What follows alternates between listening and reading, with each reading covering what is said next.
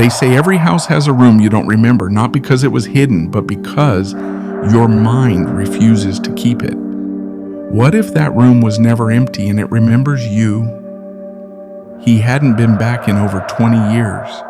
Thomas gripped the steering wheel tightly as he stared at the familiar gravel driveway winding toward the old house.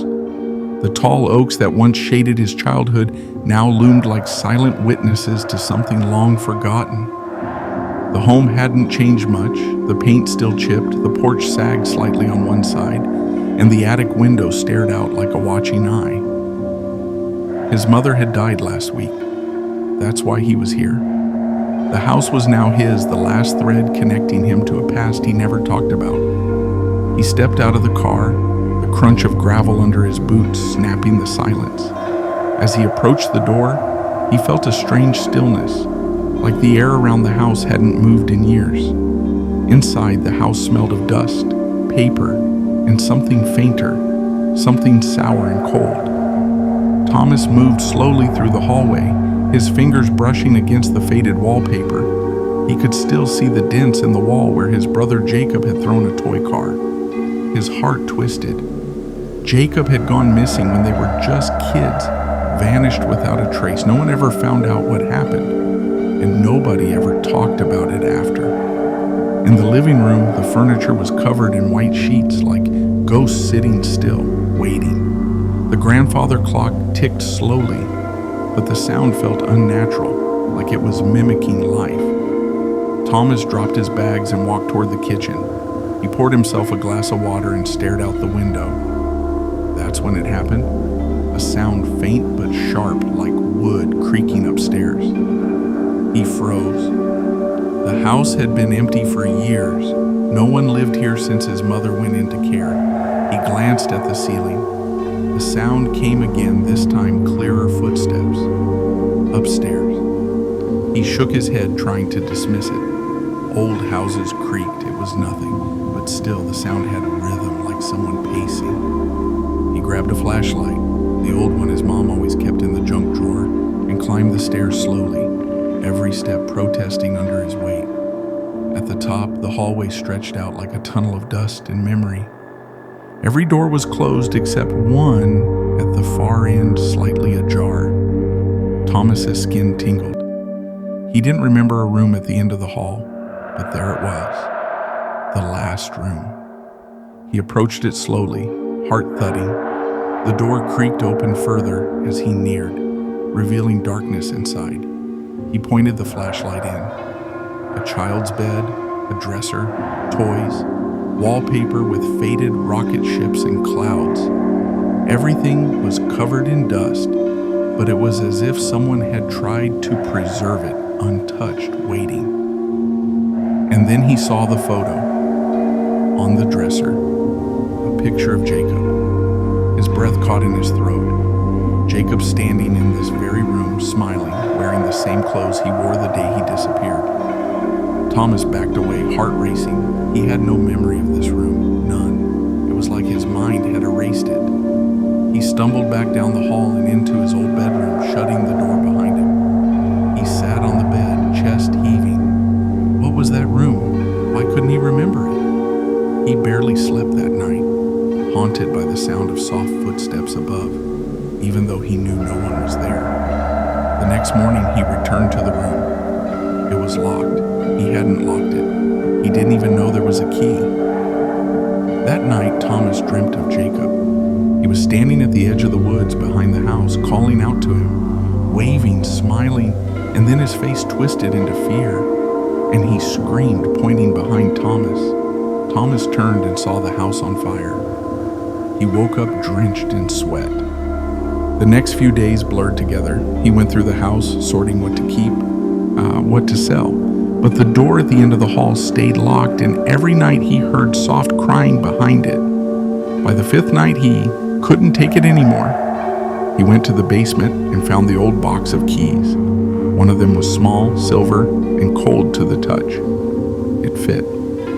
The door creaked open once again, but this time something had changed. The wallpaper was torn in places. The bed was overturned. Scratches marked the walls, and on the floor was a small toy train circling endlessly in silence. Then from the corner, a whisper. Tommy, his blood ran cold. He turned.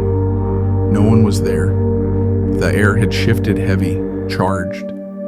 He stepped inside. Suddenly the door slammed behind him.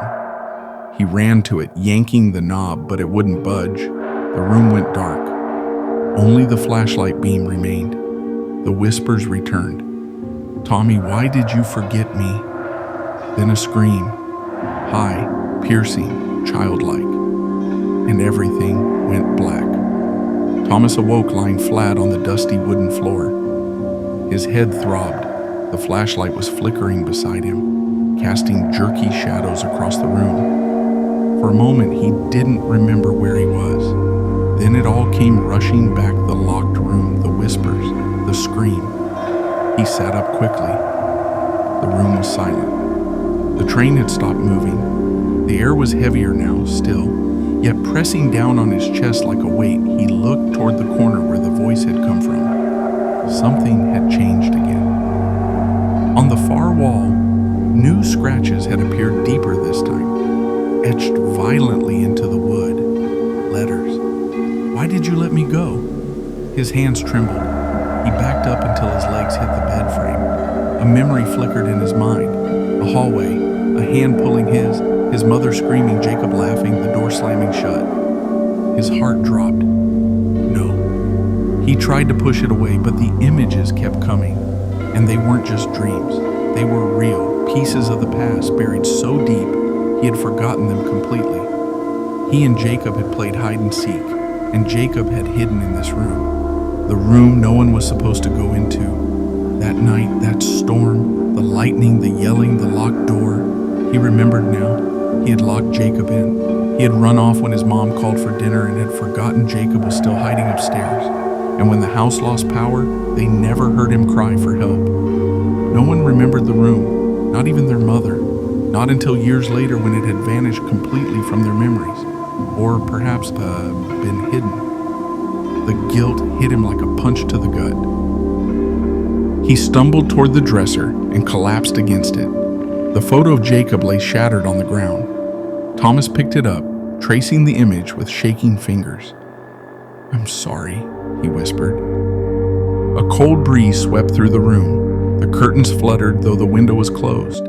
The toy train moved again just once and then stopped. And then he heard it. Soft sobbing. He turned slowly. There, sitting in the corner, was a small figure, curled up, rocking back and forth. Jacob. But not Jacob as he remembered him. The child was pale, with sunken eyes, wearing the same clothes from the photo. Dirt clung to his hands. His skin almost glowed in the darkness. He looked up. "Tommy," he whispered. Thomas couldn't speak. He dropped to his knees, tears forming in his eyes. "I didn't know," Thomas said, voice cracking. "I didn't mean to." "You left me," Jacob said. "I called for you. I cried. You never came back." Thomas crawled closer. "I'm sorry, I was a kid. I didn't remember.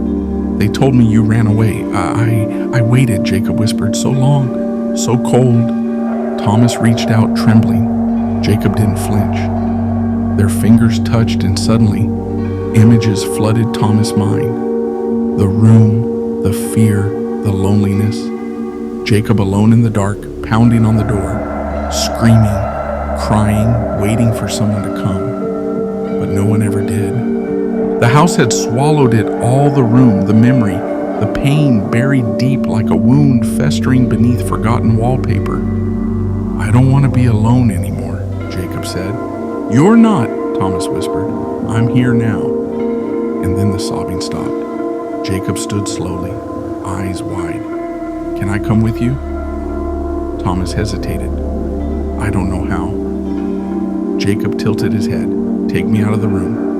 Suddenly, the door creaked open behind them. Light spilled in from the hallway. Thomas turned back, but when he looked again, Jacob was gone. Only the photo remained in his hand. He stood up and stepped into the hallway. Everything looked brighter, lighter. The other rooms had changed. The air didn't feel as heavy. and the door behind him, the one to the last room, slowly faded. Literally. The wood turned gray, translucent, and vanished, as if it had never existed. Only the key remained in his pocket. The next morning, Thomas packed his things. He walked to the backyard to the big oak near the fence. Something tugged at him to dig. He did. Just a few inches down, he found something wrapped in cloth. A child's shoe. Tears rolled down his cheeks. He didn't call the police. He just sat there and wept for the boy who waited too long and the man who remembered too late. That night, he lit a candle in the window and whispered a name into the silence. Jacob. And far off in the darkness, a child's voice whispered back, "I'm okay now." 1 year later, the house was sold. Thomas never went back, but sometimes when he closed his eyes, he could still feel the cold air of that room, hear the faint chug of a toy train. And when the night got really quiet, he swore he heard soft footsteps down the hallway, not angry, not vengeful, just present, still waiting, but not alone anymore. If this story chilled your spine and tugged your heart, don't forget to subscribe to Mr. Nightgone, where the most haunting tales aren't just about ghosts, they're about the regrets we bury deep. Leave a comment below. Do you believe there are rooms we've forgotten on purpose? And remember, some doors should never be reopened. But if you do, make sure someone knows you went in. Subscribe, like, and keep your light on. Because Mr. Nightgone is watching,